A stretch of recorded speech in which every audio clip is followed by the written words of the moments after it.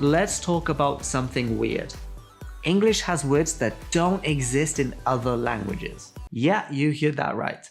There are English words with no direct translation anywhere else in the world. And if you're a non-native speaker, you've probably come across one of these words and thought, how do I say this in my language?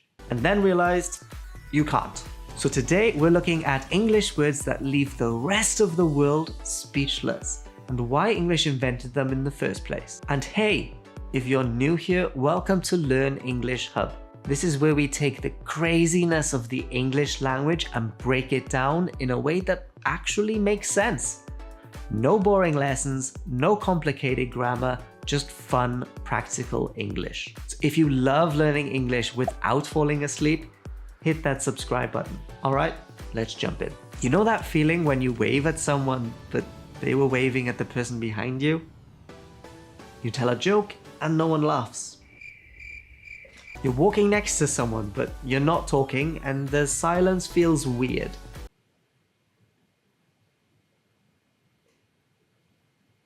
That's awkward. The problem? Many languages don't have a direct translation for awkward. So in Spanish, you might say uncomfortable. In Japanese, strange. In French, embarrassing. But none of those really capture the exact feeling of awkwardness. So, how do we use it? That date was so awkward. It wasn't just bad, it was painfully uncomfortable. I forgot his name after talking to him for an hour. It was so awkward. English 1, other languages 0. Imagine you're watching someone try too hard to be cool, sing off key in front of a crowd, or tell a joke and no one laughs, but they keep explaining it. That feeling? That's cringe. The problem? Most languages don't have a word for this. In Spanish, people say shame for others. In German, foreign shame. In Japanese, painful. So how do we use it? That speech was so bad, I cringed the whole time. My old Facebook posts are so cringe. Yes, we all regret 2010. You know when someone says something so dumb that you don't even have words? That's facepalm. But the problem? Most languages don't have a one-word translation. Spanish speakers might say, I can't believe it. French speakers, my God. Japanese speakers, I don't even care anymore. In English, we just turn it into a verb. I facepalmed so hard. So how do we use it? He thought Paris was in Canada. I just facepalmed. She asked if the UK has a king or queen. Facepalm. English, making life simple since never. Serendipity, when something good happens by accident. Ever found money on the ground?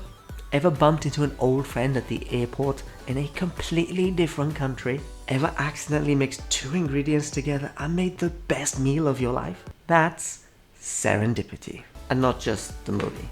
In Spanish, they might say lucky coincidence. In German, happy accident. Or in French, fortunate chance. So how do we use it? I met my best friend because we both got lost. It was pure serendipity. Finding this cute cafe while wandering around was such a serendipitous moment. Sounds fancy? That's because it is. So, you're starving. You're mad at everything for no reason. Someone asks you a simple question and you snap, don't talk to me. That's hangry. Hungry and angry. But again, other languages don't have one single word for this. In Spanish, they might say to be in a bad mood from hunger. In French, to have the rage of hunger. In German, hunger rage, which sounds like an action movie. So, how do we use it? Don't talk to me before lunch, I'm hungry. She wasn't mad, just hangry. Give her a sandwich.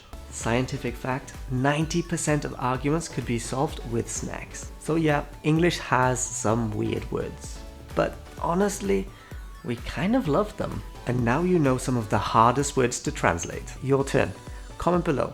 Does your language have a word for cringe or awkward? What's a word in your language that English doesn't have? And of course, like this video if you learned something new, subscribe for more lessons, and share this with a friend so they don't get hangry. Until next time.